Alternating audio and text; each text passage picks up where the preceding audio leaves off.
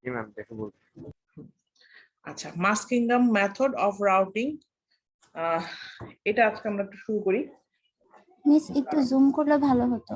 হ্যাঁ হ্যাঁ, ঠিক আছে, একটু দাঁড়াও।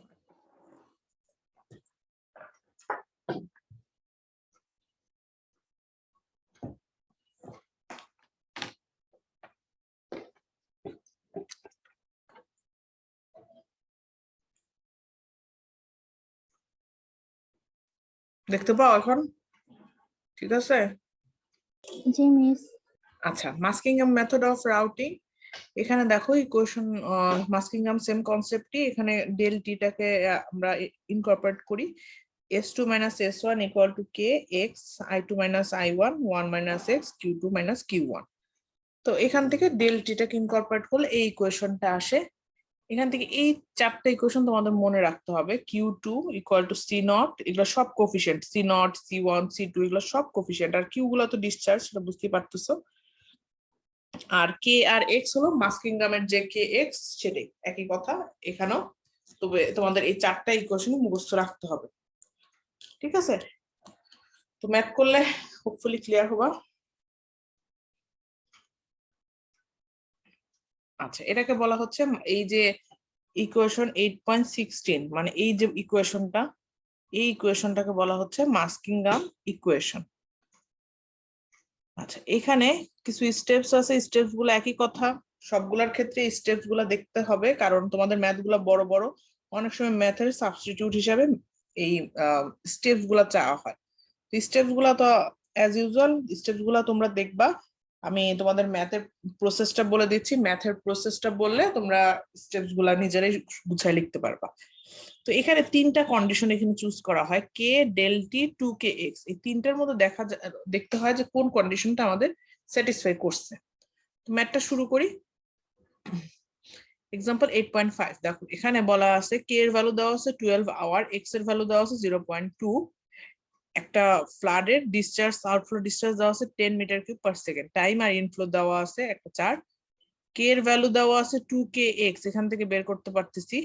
তাহলে ডেল টিটা কত? 6 আওয়ার। তাহলে আমাদের কন্ডিশন কিন্তু স্যাটিসফাই করতেছে, তাই না? কন্ডিশন স্যাটিসফাই করতেছে, আমাদের টিটা সব, কে এটা সবচেয়ে বড়, ডেল টিটা তারপরের রেঞ্জে, আর কে এক্স তো তার চেয়ে সবচেয়ে ছোট।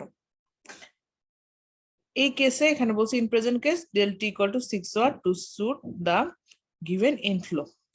এখন এরপরে সি নট, দেখো সি নট ইকুয়েশন গুলোর থেকে কে এর ভ্যালু জানি, এক্স জানি, ডেল টি জানি, এই তিনটা ইকুয়েশনে কিন্তু আর কোনো কিছু লাগতেছে না। তো এই তিনটা ইকুয়েশনের ভ্যালু আমরা এই ফর্মুলা দিয়ে বের করতে পারবো, এখান থেকে এই তিনটা ইকুয়েশন ইউজ করলাম।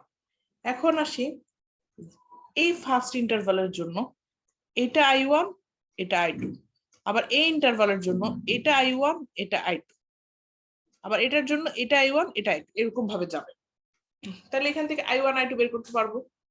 এখন এভাবে i1 i2 বের করে এখানে কোফিশিয়েন্ট গুলো তো সব বের করাই আছে, কোফিশিয়েন্ট গুলো ইউজ করে আমরা আলটিমেটলি এই ইকুয়েশনটা বের করব। এখন প্রথম যে ডাটা, সেটার জন্য q1টা তোমাদের দিয়ে দিছে 10, কোশ্চেনে দেখো একটা আউটফ্লো দেওয়া আছে 10।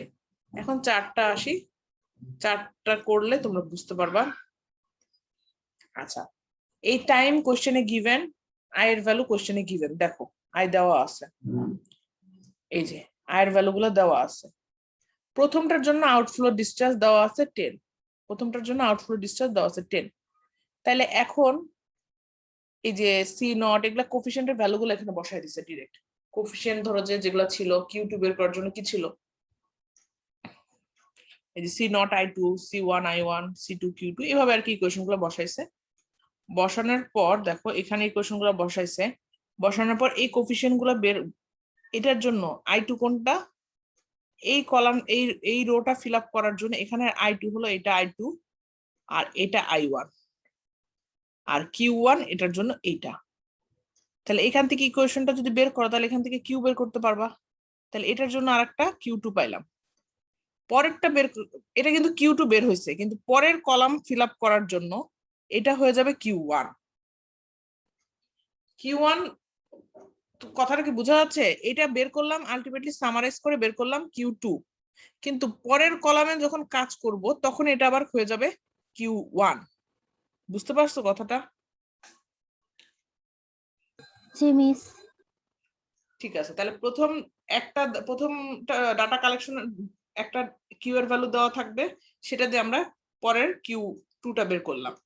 তারপরের ডাটা বের করার সময় এই যে দেখো কোশ্চেনে Q2, এই কোশ্চেন ইউজ করে আমরা Q2 বের করলাম। পরের কলাম করার জন্য, সরি পরের রোটা করার জন্য আমরা আবার এই Q2টাকেই Q1 হিসেবে কনভার্ট করে মানে ধরে নেবো যে এটা Q1, তখন আবার এভাবে করব। এভাবে ফুল টেবিলটা ফিল আপ করতে হবে। বোঝা গেছে? পারবা?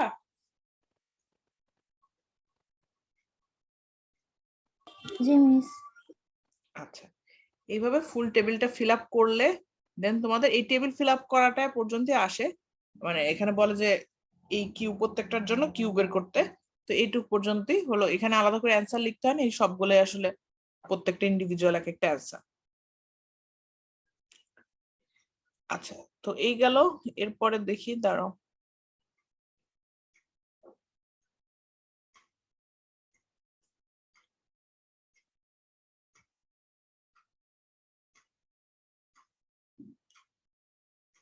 আচ্ছা, এখানেও সেম টাইপের আর একটা ম্যাথ আছে, তোমরা এটা দেখতে পারো। এটা ক্যালকুলেশন শোজ ইন টেবিল 8.5। 8.5 এ এই ক্যালকুলেশন গুলো করা আছে। এখানেও ইন্টার আইসোক্রোন এরিয়া, এটার জন্য ডাটা দেওয়া আছে।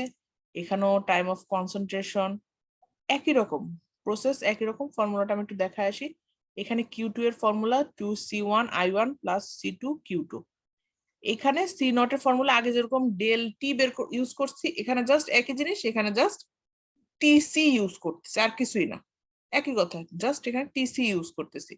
টিসি কোশ্চেনে গিভেন আছে কে এর ভ্যালু, তাহলে এখান থেকে আমরা এই যে দেখো টিসির ভ্যালু দেওয়া আছে 18 আওয়ার, এরিয়া দেওয়া আছে, স্টোরেজ কনস্ট্যান্ট দেওয়া আছে, এরিয়া প্রত্যেকটা এরিয়া গুলো দেওয়া আছে। কে এর ভ্যালু, টিসির ভ্যালু, ডেল টিসির ভ্যালু। এই ডেল টিসি বলতে এই দুটার মধ্যে ইন্টারভাল কত, টিসির ভ্যালু দেওয়া আছে আর ডেল টিসি 2 আওয়ার। এখান থেকে C1 C2 বের করতে পারবো। C1 C2 বের হলে এখান থেকে Q2 সেম আগের মতোই কিউ গুলা বের করতে হবে। আচ্ছা, এখানে দেখো একটা ফর্মুলা ইউজ করছে আই বের করার জন্য। যেহেতু তোমাদের এরিয়া দেওয়া আছে, টিসি বের আছে গিভেন আছে, সেখান থেকে তোমরা এই আই এর ভ্যালু গুলা বের করতে পারবা। এখানে কি আই দিচ্ছে? আই কিন্তু দেওয়া নাই, এরিয়া দেওয়া আছে, টাইম দেওয়া আছে, এরিয়া দেওয়া আছে। আই গুলা কিন্তু তোমাদের ইকুয়েশন ইউজ করে আই গুলা বের করে নিতে হবে। ইকুয়েশনটা কি ছিল? এই যে এই ইকুয়েশনটা ইউজ করে, equation I equal to 2.78 AR divided by del TC, এটা ইউজ করে প্রত্যেকটা I এর ভ্যালু বের করে নিতে হবে। তাহলে C গুলা বের করে ফেলবো, I গুলা বের করে ফেলবো, এরপরে তো আর কিছুই না ইকুয়েশনে, জাস্ট আগের মতোই বসায় এই টেবিলটা ফিল আপ করতে হবে। এখানে যেহেতু এরিয়া নাই, এই কারণে I এর ভ্যালু গুলো 0 হয়ে যাবে এবং I এর এ পোর্শনটাও 0 হয়ে যাবে। বুঝতে পারছো? একই রকম এক্সাম্পল 8.5 যেরকম, একই রকম ম্যাথটা কি বুঝতে পারছো?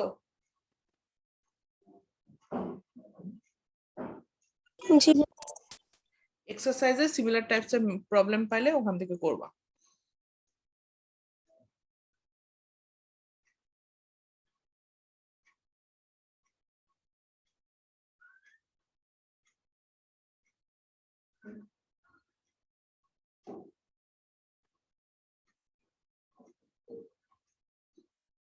আচ্ছা, এখানে ফ্ল্যাট কন্ট্রোলের কিছু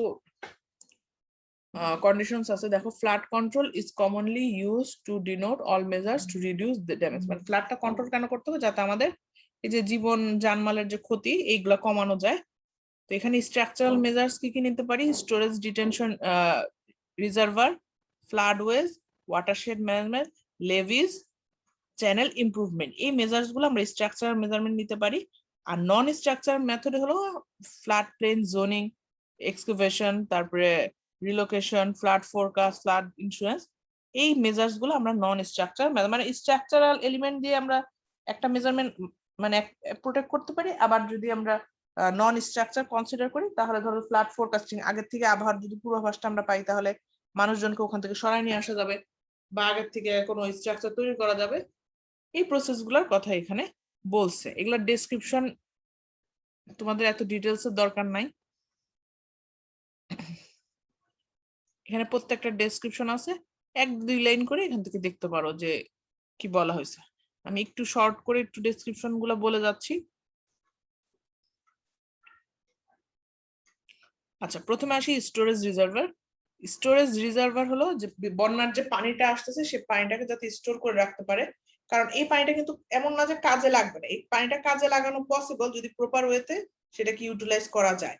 এই কারণে এটা যদি স্টোরেজ রিজার্ভার স্টোর করে রাখা হয় তাহলে পরবর্তী তাহলে ফ্লাডের ক্ষেত্রেও তখন দেখা যাবে যে ফ্লাডের সময় ক্ষয়ক্ষতি কম হচ্ছে, পানিটা উপচে পড়তেছে না সে, এবং এই পানিটা পরবর্তীতে আবার ইউজও করা হচ্ছে। তো স্টোরেজ রিজার্ভার। এরপর ডিটেনশন রিজার্ভার। ডিটেনশন রিজার্ভার হলো consist of an obstruction to a river. রিভারের মধ্যে একটা স্ট্রাকচার তৈরি করা আউটলেটে, যাতে পানিটা মানে আউটলেট থেকে বাইরে বের হয়ে আসতে না পারে। এটা একটা small structure operate to reduce flood peak. ফ্লাডের পিকটাকে অপারেট করার জন্য এই ডিটেনশন রিজার্ভারটা তৈরি করা হয়। লেভিস। লেভিস হলো যে ফ্লাডের যে এমব্যাঙ্কমেন্ট, যে নদীর যে বাঁধ, সেই বাঁধটাকে আমরা বলি লেভিস। এটা অনেক সময় দেখা যায় যে আমরা যেটা ফ্লাডের সময় যে ড্যামটা তৈরি করি, বা এই ফিগারে দেখতে পাচ্ছ যে 2 সাইড ঘেঁষে একটা এমব্যাঙ্কমেন্ট দেওয়া হয় যাতে পানিটা উপচায় না পড়ে। প্রত্যেকটারই পারপাস সেম। শর্ট ডেসক্রিপশন পড়বা, 1-2 লাইন করে এখান থেকে শিখবা, বেশি ডেসক্রিপশন লাগবে না। Floodways, natural channel into which a part of flood will be diverted during high flood। মানে একটা আলাদা একটা চ্যানেল তৈরি করে দেয় যে যাতে ফ্লাডের পানিটা, এক্সেস পানিটা অন্য নদীতে বা অন্য রিভারে বা সমুদ্রে যে মিলিত হতে পারে, সেজন্য আলাদা একটা চ্যানেল তৈরি করে যাতে মানে আমাদের লিভিং এরিয়াতে পানিটা চলে না আসতে পারে। Channel improvement. চ্যানেলের যদি সাফিসিয়েন্ট জায়গা থাকতো তাহলে তো পানিটা উপচে আমাদের এই মানে বাসাবাড়ির এখান দিয়ে চলে আসতো না, তাই না? মানে আমাদের জীবনের তো ঝুঁকি হতো না। তো এই এমব্যাঙ্কমেন্টটাকে যদি ওয়াইড, এই চ্যানেলটাকে যদি ওয়াইড করে দেওয়া যায় তাহলে দেখা যাবে পানির স্টোরেজ ক্যাপাসিটিও বেড়ে যাবে। তারপর ওয়াটারশেড ম্যানেজমেন্ট।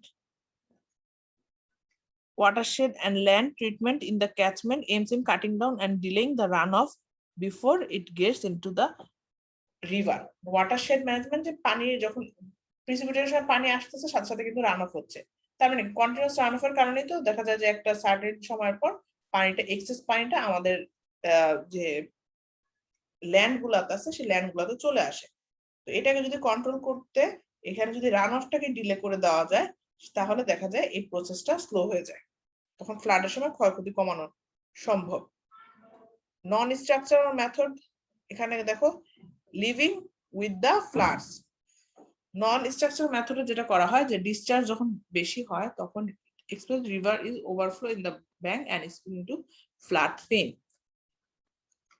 তো এই পানিটা যদি আমরা আইডেন্টিফাই করে দিতে পারি যে এখানে দেখো নিচে এখানে বলে দিয়েছে যে পানিটা যদি ফ্লাড প্রোন এরিয়া বা প্রপার যদি ম্যানেজমেন্ট করতে পারি যে এটা এই এরিয়া গুলাতে ফ্লাড বেশি হয় তাহলে সেই সময় মানুষজনকে সরায় নেওয়া, ইউজুয়ালি যেটা করা হয় আর কি। যে আমরা জোন গুলা কিন্তু এখন মোটামুটি আমরা সবাই জানি যে বন্যার সময় সবচেয়ে বেশি ক্ষয়ক্ষতি কোন এরিয়াতে হয়। এই জিনিসটা যদি আমরা এখনই বুঝতে মানে আগের থেকে বুঝতে পারি তাহলে ওখান থেকে মানুষজনকে সরায় নিয়ে যাওয়া হয় বা আশেপাশে ধরো যে আশ্রয় কেন্দ্র তৈরি করা যায়, এই প্রসেসটা একটু ইজি হয়। ফ্লাড ফোরকাস্টিং ওয়ার্নিং, এটা তোমরা জানো যে আবহাওয়ার পূর্বাভাস যে ফ্লাড কবে নাগাদ হতে পারে সেটা যদি আগের থেকে জানা যায় তাহলে মানুষজন তাদের নিরাপদ দূরত্বে সরে যেতে পারে।